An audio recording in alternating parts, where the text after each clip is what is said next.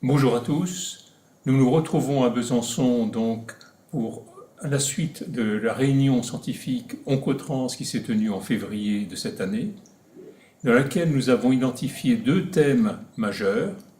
Le premier, c'est l'hétérogénéité des tumeurs sur l'exemple des cancers du sein. Le deuxième étant les réactions immunitaires pour ou contre le développement de tumeurs, qui sera présenté par le professeur Borg.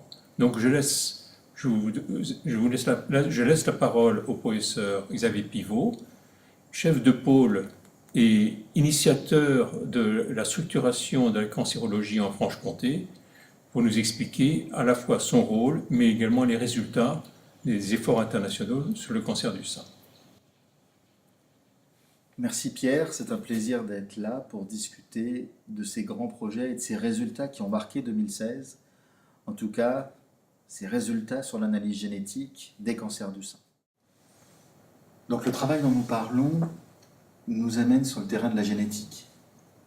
Il faut parler de la génétique dans le cancer car le cancer est une maladie génétique, mais pas génétique au sens héréditaire, comme on l'entend souvent, on va dire de manière commune, mais au sens que ce sont des anomalies génétiques qui sont la cause du cancer. Et ça, on le sait depuis longtemps. Et au niveau mondial, il y a eu un grand élan qui s'est traduit par une organisation qui, à la fin, a formé un consortium d'analyse génétique des tumeurs. Ce consortium, il a réparti les ressources et puis les capacités de travail à travers le monde pour que chacun se focalise sur un type de tumeur et qu'on ne disperse pas la recherche. Et par exemple, l'Australie s'est engagée à analyser et à séquencer les tumeurs des cancers du pancréas, le Japon, les hépatocarcinomes. Et la France, on lui a confié, à cause d'un historique qui a été piloté par Besançon, qui est lié à l'étude phare qui a regardé la durée de traitement adjuvant par Herceptine, sur laquelle on avait greffé une étude qu'on a appelée Signal, tout ça sponsorisé par l'Institut national du cancer. Cette étude Signal, c'est à regarder avec une approche GWAS les gènes constitutionnels des patients pour essayer d'expliquer certains comportements, certaines résistances ou la survenue de certaines formes de cancer. Et donc, naturellement, on a greffé à ces programmes Signal et phare l'analyse génétique, tumorale, des tumeurs HER2. Ce qui nous a liés avec les Anglais, qui, eux, ont séquencé les autres types tumoraux de cancer du sein, avec des résultats cette année. Deux résultats importants. Le résultat du papier de Nature, auquel on est largement associé, qui a regardé le séquençage génétique de 560 cancers du sein.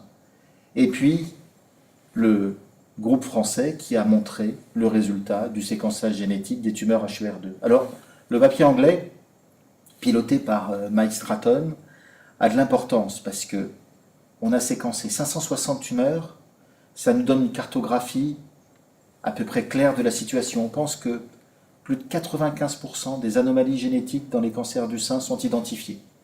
Au début, on se disait, on va être assez simple, ça va nous permettre d'avoir une bonne vision du cancer du sein. En fait, on a mis le doigt dans quelque chose qui est beaucoup plus complexe que ce que l'on pensait initialement. Et donc maintenant, on est devant une montagne de difficultés. Mais on a progressé. On sait aujourd'hui les anomalies, on va dire, génétiques qui surviennent et les gènes qui sont victimes de ces anomalies génétiques dans le cancer du sein.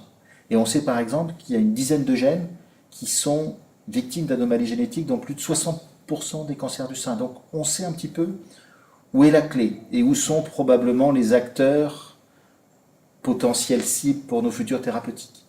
Et on a réussi à couper le cancer du sein un petit peu différemment, grâce à ces anomalies génétiques. Alors au début, on pensait qu'on allait avoir peu de sous-types. En fait, on s'aperçoit qu'on en a beaucoup plus que prévu. On en a une douzaine clairement identifiés, mais beaucoup plus. Et en fait, ces groupes de cancer du sein obéissent à des anomalies génétiques, des mécanismes d'anomalies génétiques qui sont différents. Par exemple, vous avez des sous-types où on a appelé ça une catharsis, c'est-à-dire c'est un ouragan de mutations dans certaines zones, des zones qui sont hyper mutées.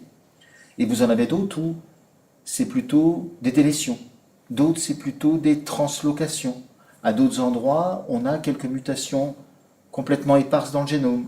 Dans d'autres familles, c'est très très groupé.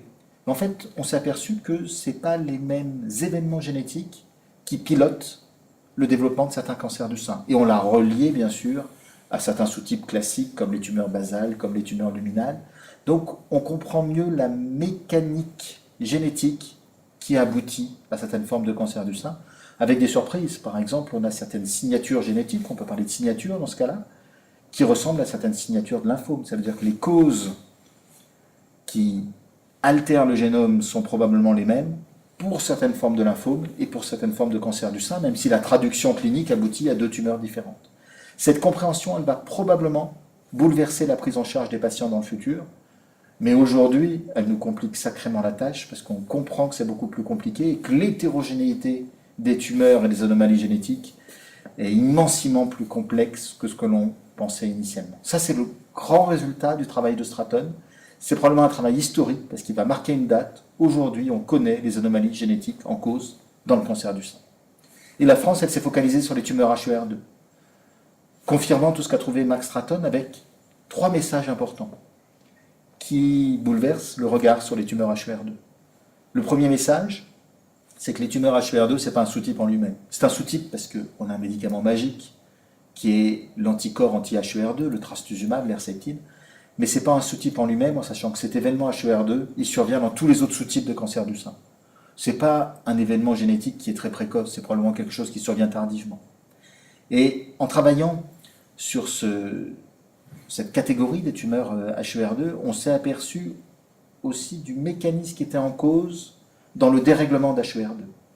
Quelques exemples de mutations, mais dans plus de 95% des cas, c'est un mécanisme d'amplification qui est en cause. Et ce mécanisme d'amplification, on en a compris, on va dire, le fonctionnement. Alors, ça s'appelle Bragg-Friedgen Bridge. C'est globalement la connexion des deux brins d'ADN quand ils se rompent qui font que les deux gènes HER2 s'accrochent et puis après ça s'amplifie. Parce que les deux gènes HER2 se retrouvent sur le même brin d'ADN et donc quand la cellule va diviser, eh ben, elle va entraîner 2 copies forcément, ça va passer à 4, et puis après ça va passer à 8, et après ça va passer à 16. Et in fine, la cellule, elle aura une amplification d'HER2, avec comme traduction plus de protéines HER2, avec les conséquences que l'on sait en termes d'agressivité tumorale et d'efficacité de l'herceptine. En sachant qu'on a aussi compris que ce n'est pas HER2 tout seul qui s'amplifie, en fait c'est un amplicon, qui implique plusieurs autres gènes, dont la connaissance de leur mécanisme ou de leur impact sur le cancer est encore floue. Mais maintenant, on sait quels sont les gènes qui sont les compagnons, les partenaires dans l'amplification d'HER2, et donc on va pouvoir travailler là-dessus. On s'est ouvert des portes de recherche et des portes de développement qui sont probablement majeures, et cette année 2016, avec ces 2 publications, marquera probablement la compréhension du cancer du sein dans le futur.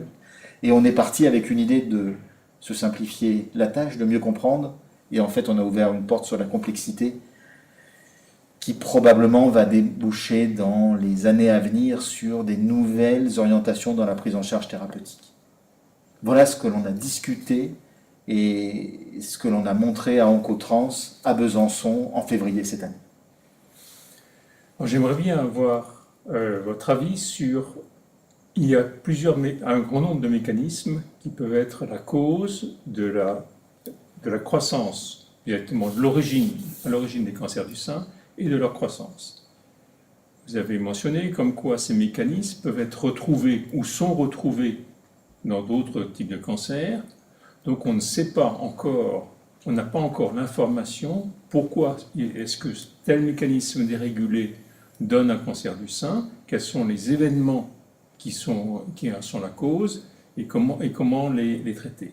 La deuxième question sur laquelle qui doivent se poser, c'est évidemment par rapport à la prise en charge patient. De quelle façon est-ce que soit l'apparition d'un dérèglement de mécanisme, soit l'évolution dans le temps des dérèglements, est-ce qu'il faut cibler pour être le plus efficace possible? Si j'ai bien compris, votre approche à Besançon, qui est de collecter des prélèvements à des temps différents sous traitement, est complètement stratégique pour la compréhension de ces mécanismes et de leur déviance. Est-ce le cas? Est-ce que c'est toujours fondamental par rapport à votre démarche? Alors, beaucoup de commentaires, beaucoup de questions dans la même question.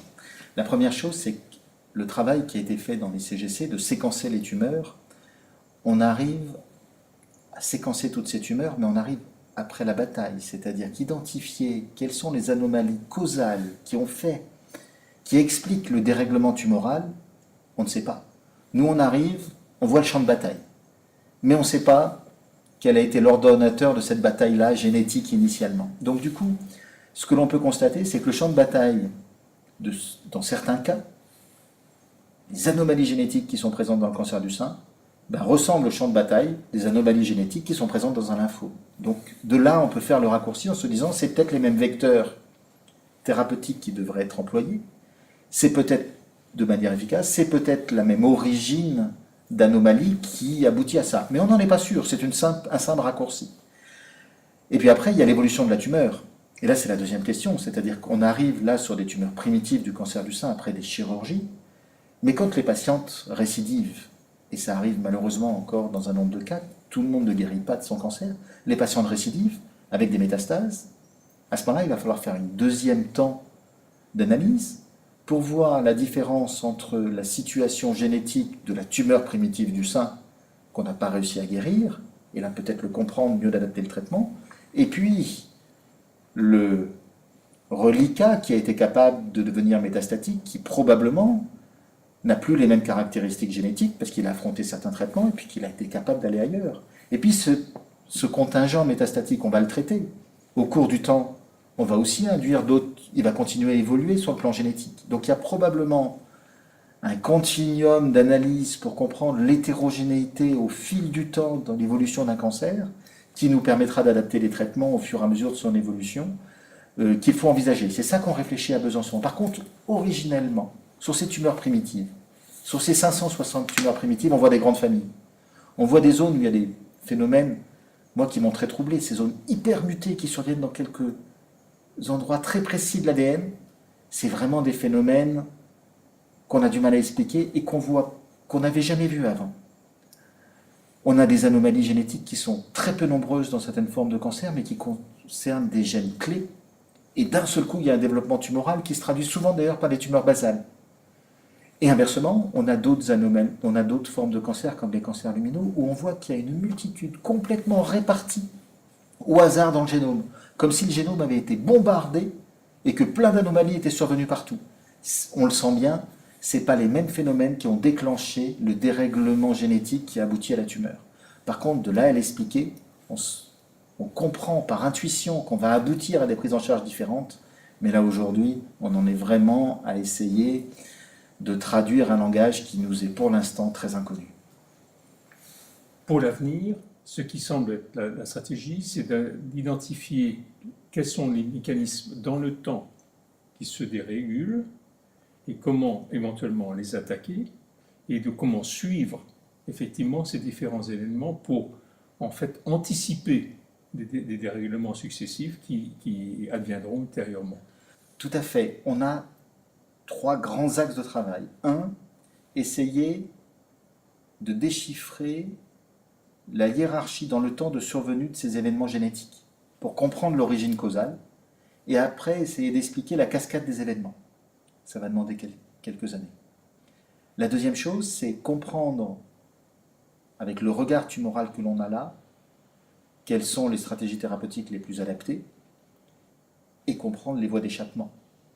Peut-être pour adapter les traitements, mais comprendre quand ça s'échappe, qu'est-ce qu'il se passe en réaction à notre traitement ou qu'est-ce qui permet d'échapper à notre traitement et donc avoir un suivi de l'évolution génétique dans le temps au fur et à mesure de nos succès et de nos échecs. Donc aujourd'hui, on va faire de la génétique, on va dire, au fil de l'eau, dynamique, pour essayer d'avoir une chronologie des événements génétiques depuis la cause du dérèglement qui amène le cancer à la traduction finale de cette tumeur et de son agressivité, et puis de sa réactivité ou de sa réaction sous les traitements aujourd'hui disponibles qu'on va adapter à notre compréhension génétique. Voilà tout l'enjeu, on va dire, du champ de recherche qui s'ouvre devant nous depuis 2016 et sur lequel on essaye de penser, mais pas que nous, au niveau français, l'ensemble du monde au regard de ces anomalies. Et là, je vous parle du cancer du sein, mais les résultats vont survenir pour le cancer du poumon, pour les autres tumeurs. Donc l'ensemble de la cancérologie va avoir cette approche de compréhension et on peut penser qu'il y a plusieurs tumeurs, quelle que soit leur origine, que ce soit un lymphome, que ce soit un cancer du sein, un cancer du poumon, un cancer du pancréas, ou probablement les événements génétiques qui l'ont causé, et puis peut-être la photo tumorale de sa génétique seront similaires, et on va adapter les traitements finalement au profil génétique plus que à l'origine tumorale initiale. Voilà les grandes idées de l'évolution de la prise en charge des cancers pour les années à venir.